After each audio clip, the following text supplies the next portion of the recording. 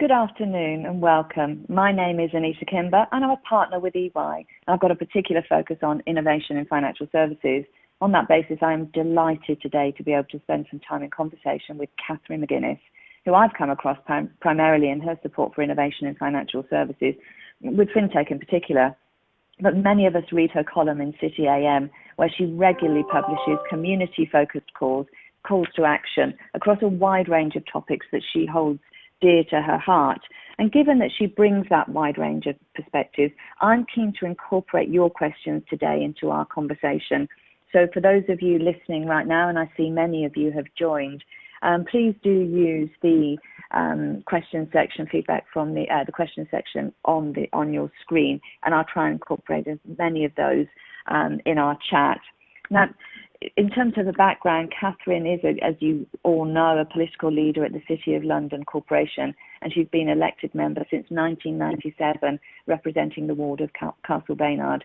She's chair of the Policy and Resources Committee at the City of London Corporation and deputy chair of City UK, which is certainly where I've come across her, the promotional body for UK financial services industry and the International Regulatory Strategy Group. But in addition to her City of London appointments, Catherine is also appointed to the United Westminster Schools, Guildhall School Development Trust and Barbican Centre Trust, and she's the Commissioner of IPPR Commission on Environmental Justice, clearly an issue dear to many of our hearts, and she's also on the Council of St Paul's Cathedral. So, Catherine, welcome. It's a delight to talk to you live today, albeit sadly not face-to-face given where we are right now. And if it's okay, I'm going to dive straight into talking about COVID-19, if that's okay with you.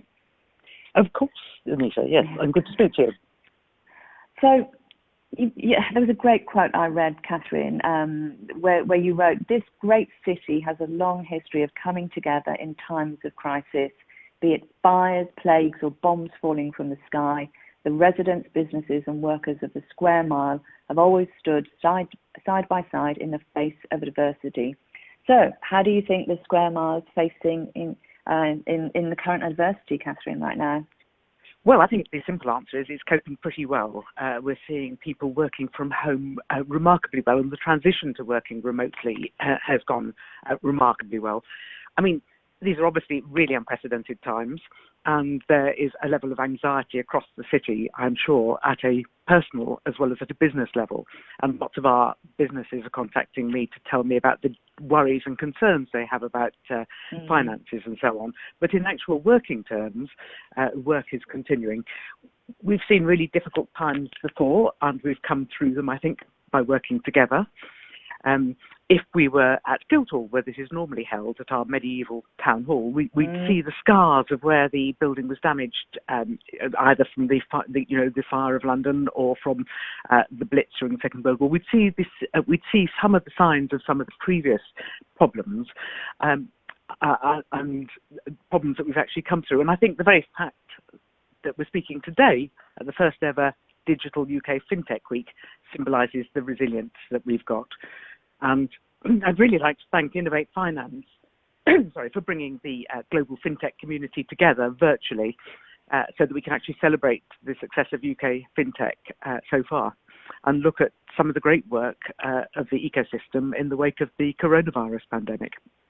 Yeah, I'd certainly echo that, thanks to Innovate Finance in particular. And one of the amazing things is that we have seen governments, private organisations, a range of organisations collaborate and mobilise almost overnight to support COVID-19 response in the UK, particularly to some of the most vulnerable in our society. We certainly, you'll know that we at EY are doing some research with City of London and with Innovate Finance, and we're seeing that interventionist attitude around policy and infrastructure globally. As chair of the city's policy committee, do you think that this is signalling a longer term change in attitudes on collaboration between governments and financial services, particularly to benefit the vulnerable? Well, I very much hope so, because I think we have a lot of work ahead of us. We had a lot of work already, but clearly some of the inequalities in society are going to be exacerbated by the situation we're now in, and the economy is going to take a long time to recover. It's going to need support as it recovers. We at the City of London Corporation, we're an odd body. We're a real combination of being a local authority responsible for the square mile, running services across London as part of London government. A lot of the open spaces that people have been enjoying during this lockdown are run by us. And that's alongside the work that we do with the financial and related professional services sector. So we're seeing things from a number of angles. And I've been really inspired at what I've seen from businesses across the world going into overdrive to work with their governments to help battle the coronavirus, including the work you've just mentioned from EY providing support. We're seeing people provide support from in a wide range of ways, anything from professional advice to rubber gloves to getting one of the big international banks has recently delivered a large set of masks to St Bartholomew's Hospital in the city. So that has been great to see. And FinTech, UK FinTech has also been really quick to respond to the pandemic, advancing much needed salaries or creating payment cards for the elderly to give to trusted people. For example, that I think is a great initiative. And we're seeing huge efforts from our banks and our FinTech leaders to ensure that government relief packages are passed through to businesses and consumers. I think in the short term, as we're still battling this virus, as we will be for some time to come, continuing that communication and cooperation between the public and private sector are going to be really important to continue getting support to where it's most needed. I was very pleased to see the government respond to the call to back our world-leading startups with the announcement of the Future Fund last week. Yes, yes. Some of those companies are going to be the powerhouses of the UK's future growth. It's something that we always say, actually, that it is part of the strength of the future for us, what these startups will be doing. And it's critical to make sure that the best ones can survive through this crisis. So we've seen with some of the other initiatives the problems in getting things out there. I think we need to make sure the Future Fund is administered in a way that it promotes and supports a diverse set of entrepreneurs. Sorry, Anita, you were going to come in there. No, it is fascinating, and we have absolutely seen that that surge from the FinTech community, many of whom will be listening in today, with a willingness to engage and to help distribute funds. And as you say, the government has been responding to much of that. But I'm curious as to whether you think that there is more that needs to be done from the FinTech sector itself, given that so many of them will be listening to you today, particularly with that focus on vulnerability. Well, I think there's always more that can be done. The impact of technology has given an opportunity for financial services to look at how they can better meet changing customer demands and preferences. And over the last 10 years, we've seen the FinTech community working hard to make financial services more efficient, more transparent, more open, and more inclusive. And I think the way that the FinTech companies have responded to the crisis and accelerated product solutions that will help those most affected has been a further great step forward. That question of the cards, as I mentioned, for example, that people can give to trusted helpers. I think I'd really encourage people to keep going and keep innovating, because we really need that creative thinking, agility, and that courage to try something new, which are amongst the sort of characteristics of the sector. I suppose you could say FinTech was born in the wake of the last global economic crisis. It's really coming of age now, and it's going to be fascinating to see how it leads us out of this one, I think. And it's I'm just looking at some of the chat and the questions that are coming up, and I think there's a strength of support for what you're saying there, Catherine, that there's a lot of energy and a lot of effort being put in, and some chat going on about the need for alternatives for the range of vulnerability, including what's top of mind for us right now, which is around older people and perhaps those who aren't digitally banked, who have suddenly found themselves facing into the need to become digital or to get alternative support. So I think a strength of feeling in support of what you're saying. Now, interesting comment on cash, by the way. Interesting comment on cash, and one wonders, will this virus really push us where we ought to be going anyway, but into that move away from cash? Because I don't know about you, but I certainly don't want to be changing cash with anybody at the moment. No, and again, the research that we have been doing with a variety of people across the world actually shows that there is that move, but again, in that same vein, that any policy decisions there need to be made with the vulnerable in mind, and we certainly saw some of that from the Nordics shining through. Just moving us on, if I may, and it really links to that theme around digitalisation and some of the questions that are coming through. We are broadcasting during FinTech Week. As you yourself said, normally we would have been in the Guildhall and we love it there, but we're actually seeing the benefits of these sorts of discussions and using additional digital channels. But FinTech has done well, but it's not fully mainstream yet, is it? And it's not, and we're seeing increased competition coming in from the likes of India, Australia, Hong Kong, China, Singapore, the Nordics, the US, you name it. There's this strength of increased competition. And yet you yourself said, many of us moving towards digital, not necessarily wanting to use cash, wanting to use alternative services. What do you think that, from your perspective in the environments in which and the bodies in which you work, can be done to increase more consumer and SME awareness and confidence of using some of these new services? Yeah, I think that's a very good question. We've seen FinTech adoption in the UK absolutely start, but it's not universal. And I think the last few weeks has reminded us just how crucial the digital economy is to our absolutely how critical it is to our work and our way of lives. The importance of technology to support and improve business has become glaringly obvious. And I think we really will see the speed of digital transformation across the economy accelerate in the months that follow now. I think that's inevitable. We do need to be getting messages out there better, but I think it's just an inevitability that we'll see the revolution of FinTech extend beyond banking and take hold with more prominently in other sectors. I mean, we're seeing a big move with law tech, for example, and some really interesting developments there.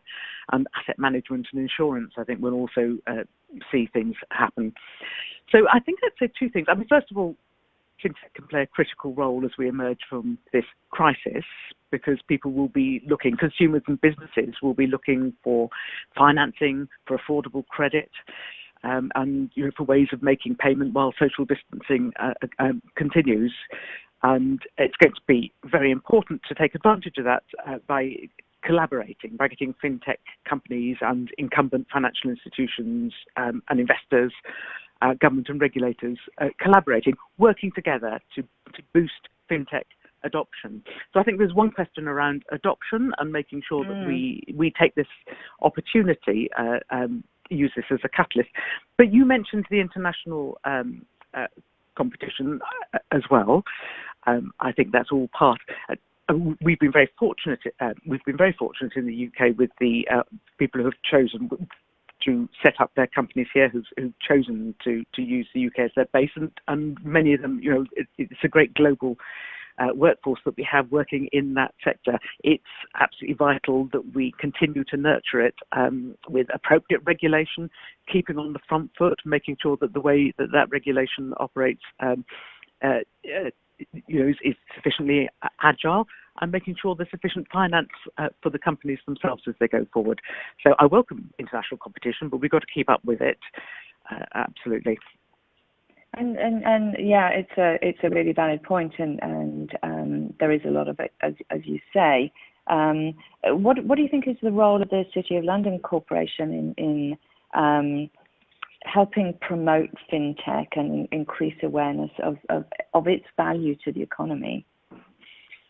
So there's a number of things that we do, whether it's indeed helping to host the normal event in Guildhall, or whether it's regular events that we hold promoting the sector. Indeed, it's something that our Lord Mayor, when he goes on ambassadorial trips abroad, will often champion the strengths of the UK in FinTech. But what I think I'd really like to highlight at the moment is something which we were planning even before this situation, but it's announced by the Chancellor earlier this year in the first of his budgets. I've lost count how many there have now been, but the City Corporation, alongside Innovate Finance, is going to be acting as Secretariat for an independent strategic review into UK FinTech. I think it's really timely for that, really time that we stood back and looked at what's been happening. It's going to look beyond COVID-19 at sort of longer-term strategic objectives, analysing what we need to do as this sector comes of age, what we need to do to help build on early successes in the UK FinTech ecosystem, and how we can fight that international competition, how we can retain our leading position globally, and also at the same time ensure that the benefits are felt by more of our citizens. So that's a key thing for us, this independent strategic review into UK FinTech, and we really look forward to working with government and industry partners, because I think it's going to be an important piece in ensuring that our national FinTech ecosystem can continue to thrive. It's going to be really interesting. I mean, that is good news. We saw that in the budget, that the Chancellor had announced that strategic review, and clearly some delay on that, obviously, in the current environment. But it's going to be interesting to look at not only that international perspective, but also what we've all learned from what's happening right here, right now. As I see the questions coming in, so many of them are informed by this intense new learning that's taking place as a result of COVID-19. Yeah, I mean, let's look at some of those questions. I mean, regulation. I think regulation is important to facilitate and to enable development. I think it's a really important piece. FinTech won't be trusted unless it's properly regulated, but it won't thrive unless it's got appropriate regulation which allows for innovation. I mean, the sandbox was a great initiative. It was yesterday's initiative. We need to move forward with tomorrow's sandbox, I suppose. Yeah, and help FinTech scale. You know, there's an argument and there's a question here about are FinTechs targeting the right areas, but I think regulation has an absolutely critical role to play in keeping consumers and SMEs safe and making it easy to target the right areas. And talking of targeting the right areas, I want to come on to another question which I'm seeing here. We've been talking a lot about the City of London, and clearly that's your primary focus. But we're in a political environment now, aren't we, where the government is really clear that London needs to play its role in helping the other areas of the country around levelling up is the phrase, isn't it? I mean, what's your role, Catherine, on the role that the City of London needs to play in supporting the rest of the country? Yeah. Well, a really important question. Let's distinguish between the City of London as a place and the city as the financial and related professional services sector, which is actually a UK-wide sector. 2/3 of the jobs are outside London, and there are parts of the country where they're really very significant indeed. And that's something we're always very conscious of. And I think that this sector has a really important part to play in supporting levelling up across the UK. It's already providing jobs across the UK, and it will be supporting. It supports investment across the UK, and is going to be a critical. It's a critical player in making sure that the levelling up agenda works. I think COVID-19, everything these days, it has to be viewed through a COVID lens, I suppose. We were already very focused on the levelling up agenda and getting to parts of the country which hadn't benefited from growth in the way that others had. We ourselves, we've established partnerships with key cities across the country, which we would have been dealing with before, but we're now dealing with in a rather more strategic way, looking at shared concerns whether it's about the sector, whether it's whether it's about, in the context of Brexit, what we need to do in order to ensure that we have the right immigration system in place or whatever. Across a series of things, we've been working with a number of other key centres to help support their growth aspirations in areas such as FinTech and to help them connect to global networks. We're going to carry on doing that in coming months. I know others are doing the same. But I just want to add one thing. We talk about levelling up. I think we need to be very clear that the up is a really critical word. Liverpool won't grow if London, just because London diminishes, for example, or Leicester, Liverpool or Leicester won't benefit from London shrinking. We need to be trying to grow the size of our cake so that we can all benefit, and so that some of the huge challenges which London faces, for example, are not overlooked. So it needs to be a national effort. Yeah, and certainly when I've been talking to, and when we as a team have been talking to FinTechs who are based regionally, and they look at London, I think, Catherine, they echo the same thing. Nobody wants London to diminish, but what we all want is a more integrated view. And interestingly, the fact that we are all more comfortable all of a sudden working in a remote way may help with that, but it doesn't get away from the fact, though, that we also need to invest around infrastructure, whether that's physical infrastructure or whether that's digital infrastructure. Again, what is your view around that? Well, I think there are huge infrastructure needs that we need to meet. And look at the connectivity question first. I mean, we've long said that improving connectivity won't just strengthen the UK's position as a world-leading business hub, but it's also going to help share prosperity across the country. And I think really, if we want to create a sort of nationally connected a nationally connected UK FinTech sector, then we have to somehow join up those fast-growing clusters outside London. We need to make sure that they get enhanced connectivity. Actually, sometimes they've got better connectivity than we have. I'm thinking of Northern Ireland, but there's excellent connectivity in some places there. But we need to make sure everybody has a great connectivity, as well as access to some of the cluster strengths which London has. If you want to raise money, it can be easier in London, where we've got that ecosystem working together in a small geographic region. Whether that'll be the same into the future after this experience, let's see. But I think it will for some time yet. The cluster will help. I think. Yeah. Go ahead. Please go ahead. I was simply going to say I do think that investment in infrastructure is absolutely going to be key to making sure that regional economies see the benefit from faster and more reliable connectivity. We've got a lot of spending we're going to have to do. We're going to have to look where we find it, which gets you back to how the financial and professional services sector can help, I suppose. Yes, indeed. And the question of capital and spending is one that I know has come up in regularly across UK FinTech Week. The focus on the venture capitalists themselves, typically focusing on London, and that need for that to really move across the whole country. And I think we all have a role to play in that, don't we? Yes, I think that's right.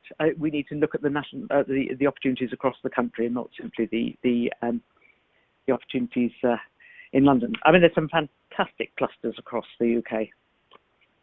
Yeah, absolutely, and we see those across the whole country, from Scotland, Wales, in the north, and increasingly clustering around universities and businesses who have strength in those local areas. And to your earlier point, that helps us all grow rather than diminishing anyway. It's not robbing Peter to pay Paul, is it?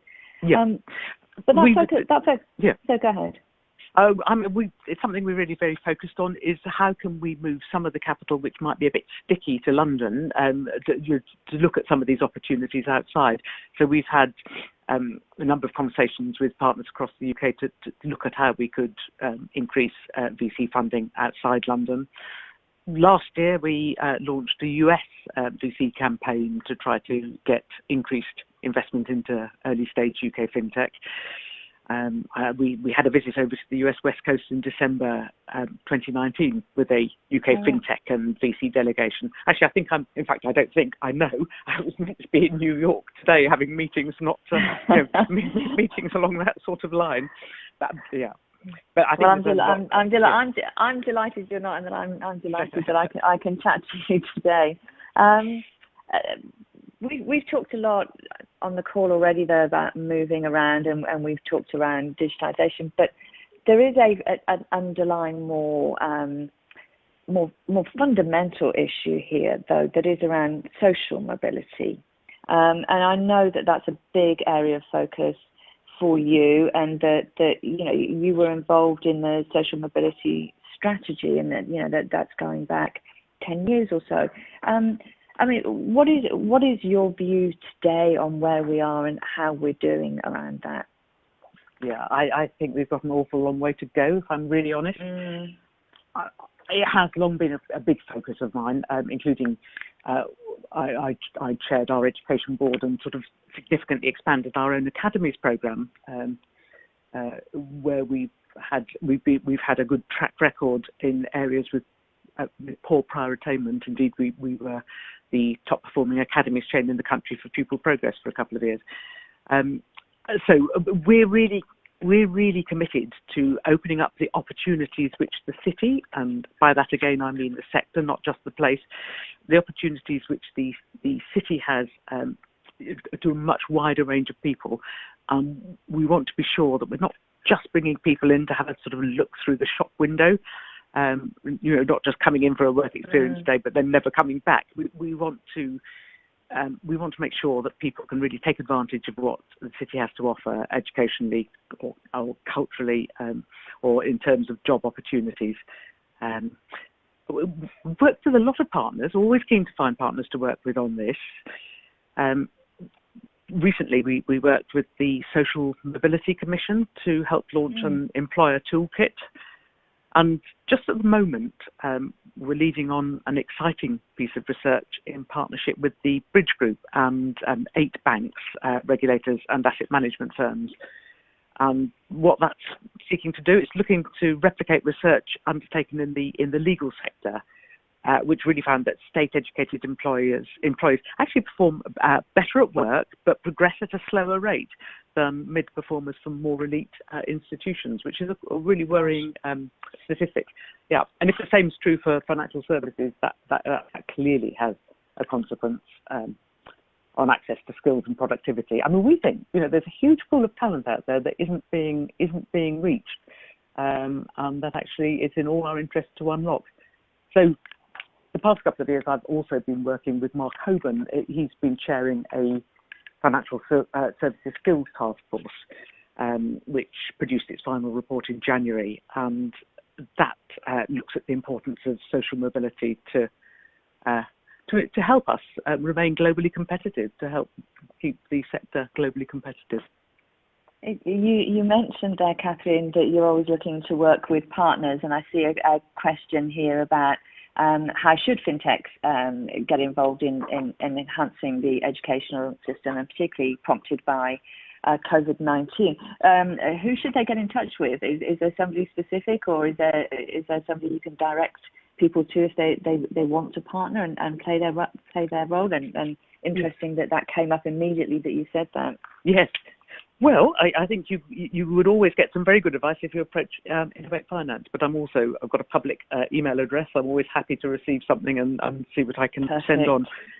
But I think something around, there's so much we can be doing, whether it's around work experience, mentoring, just giving people an insight into what we do and why what we do in our particular roles is open to other people too. It's that question of getting across the message that these are not closed shops, as it were.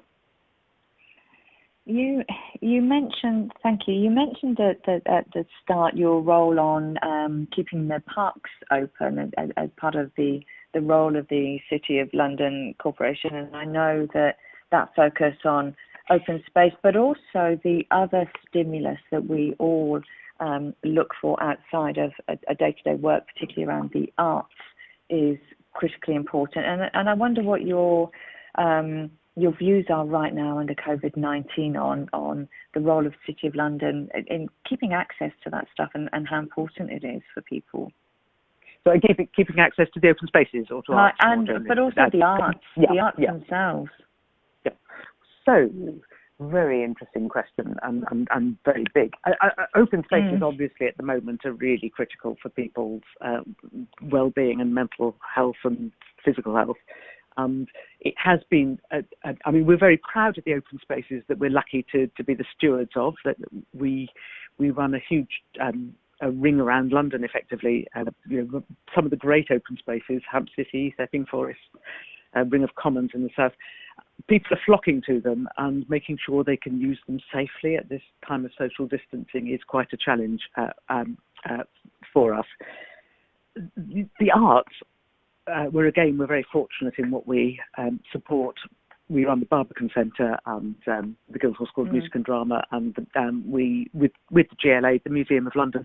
I have to say I'm really worried at the moment, not just for the big institutions which are sitting dark, but actually for all a bit like the FinTech sector, all the individuals who are, the artists in development, the musicians, the actors and so on, who've got nothing that they. FinTech's slightly different, but the artists who can't apply their trade at the moment. Some great things we're seeing with people doing that digitally, but what is this going to mean for their economic well-being going forward, and what will that mean for the sector? And I am really concerned because it's clear that however we come out of this, it's not going to be a quick process. We're not going to be back to Glastonbury right away, unless it's a very socially distanced one. And it is interesting, isn't it? So however we return to work, and obviously government's clearly telling us to stay in lockdown, but increasing talk about returning to work. Attitudinally, for the arts, as you've just said, even if they open, are people going to be nervous about going back to those spaces is an issue we're all facing into. And I think that applies more broadly to the city itself. I mean, do you worry about the city losing some of its vibrancy based on what's happening now and the longer term impacts of social distancing? So I'll start by saying I'm sure it won't, but yes, I do worry about it. I think that we've got a big challenge ahead in, first of all, inspiring people with confidence. Well, actually, no. And first of all, in making sure that they've got grounds for confidence, so that they can come back and come back to their workplace, come back to the cultural offerings or whatever that the city has. So we've got to make sure people can do things safely, but then we've got to persuade people that that's the case. And I think we're going to have to think of some new ways of doing things. Let's keep on that culture front for a minute. It's such a critical part of the London offer, really, and it's such a critical. It's part of what makes London an attractive place to be in and indeed to work in. And we recognise the importance of it to the square mile besides the business angle of the square mile. It really makes a huge difference to the place. I'm hopeful that the artists will find ways of doing things that will continue the buzz, whether it's more activity on the streets or whatever. But I think we've got some real challenges ahead in making sure that the arts continue to flourish and that people can continue to enjoy them. And in terms of place, just making sure that people can come into the city, as I say, safely, get their sandwich or whatever. How are we going to manage all that? So there's some big questions for us to address.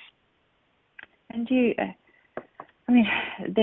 some of the questions coming through in terms of this audience and the role that it can play in helping with that. People are going to struggle psychologically coming back in, getting on the tube, but also they're going to struggle from a financial perspective. People will have been impacted. Do you see there's a role for FinTech as we restart in broadening access to affordable credit, for example? No, absolutely. I think there was going to be a serious question about access to credit, access to affordable credit, and then how people can repay as they rebuild their businesses. I think we've got some really big questions ahead, and FinTech solutions to help will be much needed, I think. Mm. And there's obviously the question how the FinTechs themselves are going to get access to the money that's available, and we do need to watch that future fund and make sure it gets out to the firms that need it. As a local councillor, I'm regularly writing to people about the SMEs in my ward and what they need to get access to grants, to get access to loans. It's not always as easy as we'd like it to be to get the money out to the people who need it. So FinTech solutions to help would be appreciated. And we've certainly seen that, and we've all experienced that. Those of us who are in this industry have experienced how difficult it has been. And of course, the Chancellor has made some changes, and we've got the new the bounce back scheme going live next week, which should help. But do you think there's more from your experiences as you've talked to those SMEs? Is there more that you'd be asking the government to do there? And that's certainly a series of the questions that have been coming through as we've been talking. Yes. Well, there is a lot. We've been both ourselves and then in partnership with others, for example, with the London boroughs, we've been pointing out where there seem to be gaps, where there seem to be glitches. And I'd actually pay a particular tribute to UK Finance on this, working with the banks. UK Finance, the trade association for the banks, has been really focusing on what support the banks can give, but then on what the problems with the process is, problems with processes have been. And I would say, they've been busy working on how the processes can be improved. It's not perfect yet. There will be continued difficulties, and we can't get away from the fact that actually, unfortunately, not everybody can be saved. But we need to make sure that what schemes there are easy to access, and that viable companies and propositions can get the help that they need to help them keep going. Yeah, I'd certainly echo that. And I'm just looking down the list of questions again, and there's and this is clearly as a result of where I am in my life. I focused earlier around vulnerability, and I went to the ages, so you can take from that what you will. But also there's a question here about the focus on millennials right now and the struggles that they're facing and how FinTechs can help them. What are you seeing in the work that you do right now around the impact on the younger generation?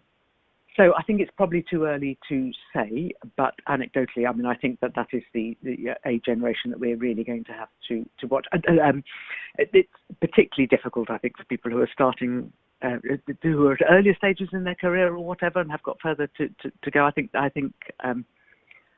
we are going to need to look very carefully at who's been badly impacted by this virus, and I think we're going to need to rebuild our economy, and we're going to need to put a lot of work in, I think, to looking where the needs are and supporting. Yeah, and of course, if you go even younger than that, we're seeing swathes of school children, university students being impacted right now from a social as well as a financial perspective in terms of their normal access to education right now, which of course is a big area of focus for you. Yeah, well, take it back to the millennials. Many will be sitting trying to work in their front rooms with small children in the background.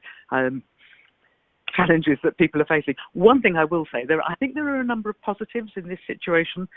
I think, first of all, this is going to have been a huge catalyst for change. So change that we probably should have been making anyway, but which was taking its time to work through the system. So that would include issues such as that question of access to cash, and whether there are other means of making payments these days, which are simpler. It would include many of the issues which FinTech is finding solutions for. And I've been very interested. I'm really a lawyer. I'm a recovering lawyer, I suppose you might say. But some of the legal challenges which this is throwing up, the fact that you still have to have wet signatures on certain documents, that we are moving very quickly in addressing some of these issues that don't need to be the way that they are. So I think every cloud has a silver lining. The challenge for us, actually, one of the other things I was going to say is we're all beginning to know, not only our colleagues, better, but the people we work with. I don't know how many of you have experienced looking into people's front rooms and thinking, oh, that's interesting. That's an interesting colour scheme or whatever. We're all getting to know each other in a very different way. And I'm sure that some of the working patterns that we're developing will make us rethink.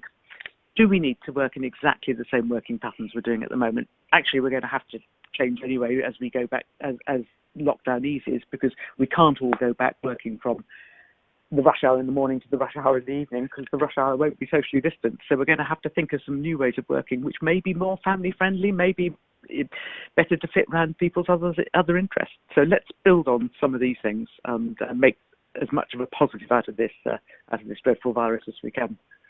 And gosh, that's such an interesting point, isn't it? I was having a conversation only this morning with a colleague and a client who were saying that in terms of productivity, particularly amongst parents, this has actually shown productivity improvements, because there isn't the stigma of having to be in the office and the presenteeism, that people can just much more easily flex around their own particular needs and get to that nirvana of much more focus on output, which of course I think FinTech as a